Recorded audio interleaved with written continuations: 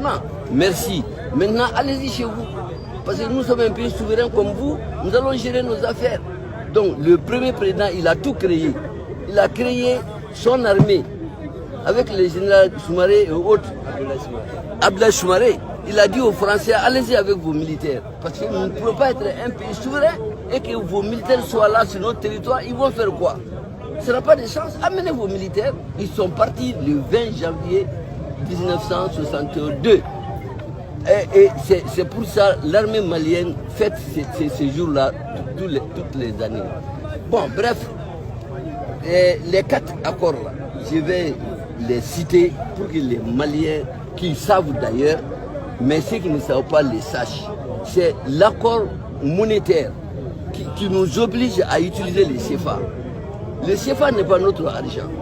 Comme on l'a dit sur plusieurs antennes, dans plusieurs forums, le CFA est fabriqué par la France à Chamacher.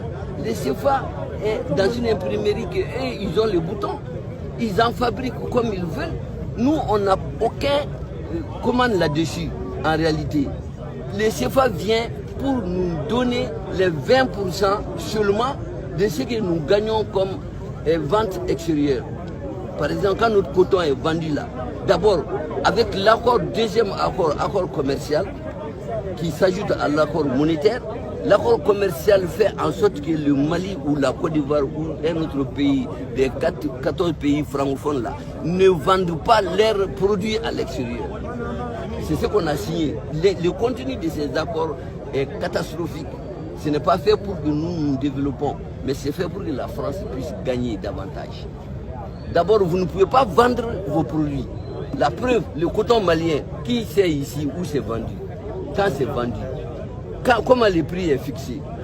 Alors que c'est nous qui cultivons. Bon, quand c'est vendu, c'est la France qui vend.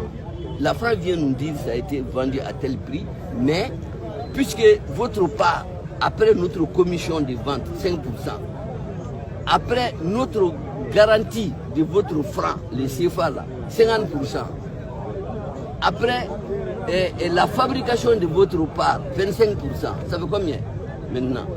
5%, 25%, 50%, 80%.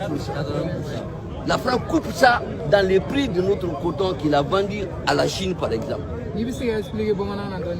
Bon, donc et cet argent-là que la Chine doit donner en yens, ça ne vient pas au Mali.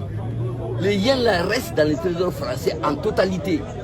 Les 20% qui restent, qu'ils estiment être pour nous, ils vont dans leur imprimerie à Chamacher, ils font ces billets, n'est-ce pas, de CFA, cette monnaie de singe qui ne leur coûte rien que quelques feuilles de papier, et puis voilà, le CFA de 20% est milliard temps et on le donne au Mali, c'est le prix de son coton. Vous imaginez? Et c'est comme ça hein, depuis 60 ans.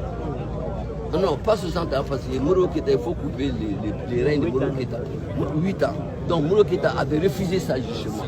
Il a fait notre franc, le franc malien. Et nous avons vécu pendant 8 ans, on n'est pas mort. C'est comme la Guinée n'est pas morte parce qu'il n'y a pas de CFA là-bas. La Mauritanie, l'Algérie, le Maroc, le Nigeria, le Ghana, des gens ont leur sous, ont leur monnaie. Comment nous devons rester dans une monnaie qui est gérée par la France, garantie par la France, qui fixe la parité, tout. Et nous sommes là avec des cravates, comme quoi on est des intellectuels, des dirigeants, des je ne sais quoi, des connaisseurs. On ne connaît rien parce qu'on ne sait même pas quel est le moyen de sortir de nos difficultés.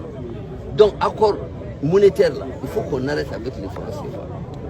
Parce que tant qu'il y a les francs CFA, par exemple, la CEDEAO vient de nous couper son franc, le franc CFA là. Tu dis, ils ne nous donnent pas l'argent. C'est quel argent? C'est les CFA là. Bon, comment on va faire maintenant? Si on ne fait pas des négociations, la gente ne pourra pas payer les fonctionnaires parce qu'il n'y a pas d'argent.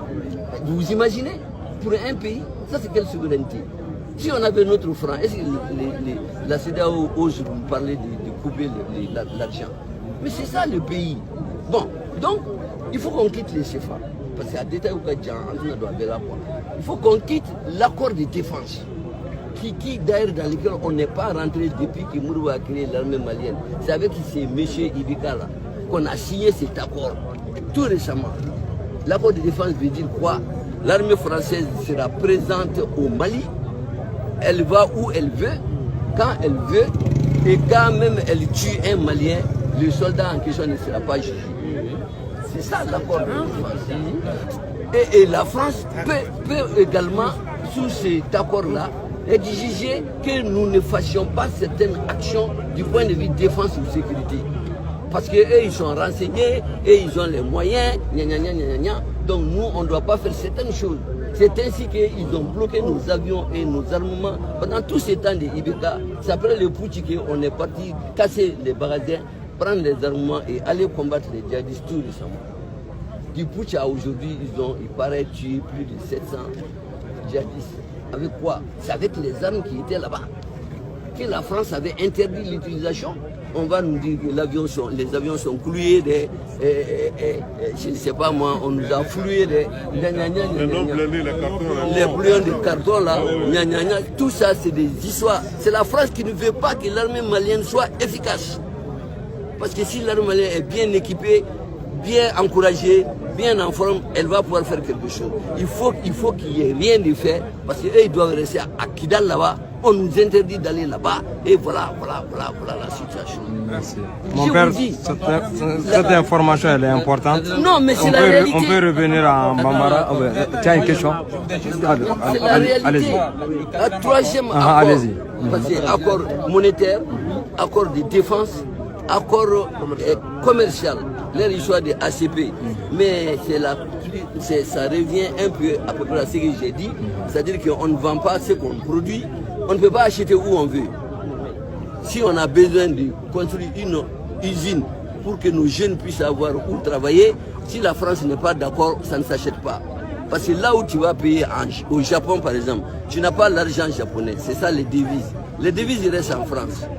Nous on n'a pas de devises. On n'a que le CFA ici dans notre banque centrale. Et notre CFA n'est reconnu nulle part. Même à Paris ça ne se mange pas. Vous vous imaginez, à Paris, les CFA ne se mangent pas. Non mais c'est incroyable. Et nous on reste avec ces CFA. On va se réunir dans les salles, on va tourner sur de faux problèmes. Les vrais problèmes sont là, on n'en parle pas. Donc il faut qu'ils parlent de ces accords-là.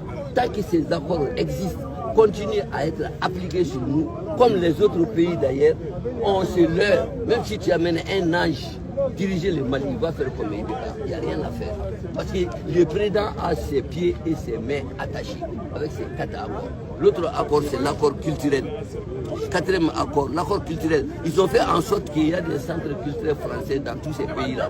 Ils sont là pourquoi? C'est pour pouvoir influencer sur notre éducation, transformer l'esprit de nos enfants. Vous qui réfléchissez français du chemin, vous n'avez pas la même mentalité que moi. Parce que moi, je suis un élève de Modibo Keïta. J'ai été formé pour ma patrie. J'ai été formé pour me battre, sentir le poids de mon pays sur mon épaule en tant que Malien. Donc, avec cette formation, j'ai un autre cerveau. Vous êtes formaté, votre cerveau est formaté.